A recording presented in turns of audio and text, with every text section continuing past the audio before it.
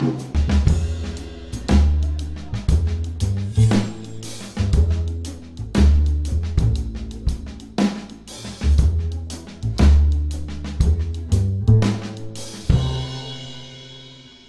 Florin, take one.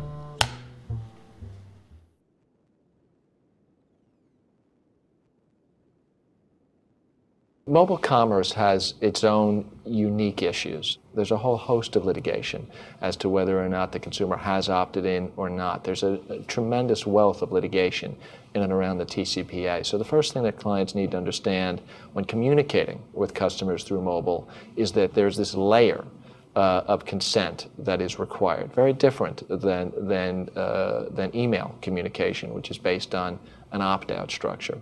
You're also talking about potentially money transfer issues, unique mobile privacy issues, and unique advertising issues. So what's important is clear communication, transparency, and consent.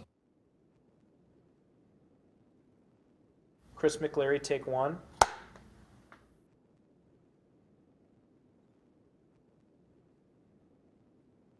What I think is interesting is some of the most exciting developments in mobile commerce are happening outside the US.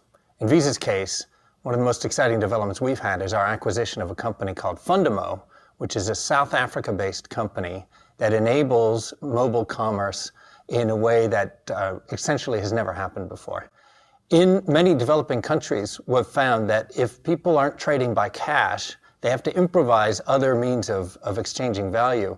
And in a number of developing countries in Africa, people had found a way to start to trade mobile minutes for services or goods. And that's because a much larger number of people in these developing countries have mobile phones than have access to banking accounts. So this was the most secure way for them to exchange value, but it has obvious limitations. Fundamo invented a technology that allows them to store value and then connect it to their mobile phone account and use that to safely and effectively exchange value. That's exciting to Visa, not only because we want to support that model in these developing countries, and we're all about building secure, safe ways of transacting, but because that technology is actually well ahead of anything currently being used for the same purpose in the US.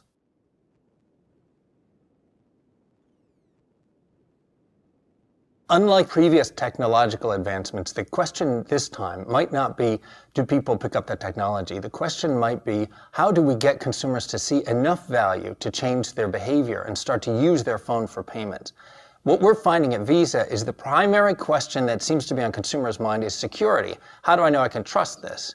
But I think we also know that after that, as people start to get comfortable, they are going to want to see value. In the case of the developing countries that we were talking about, it was just, can you help me transact?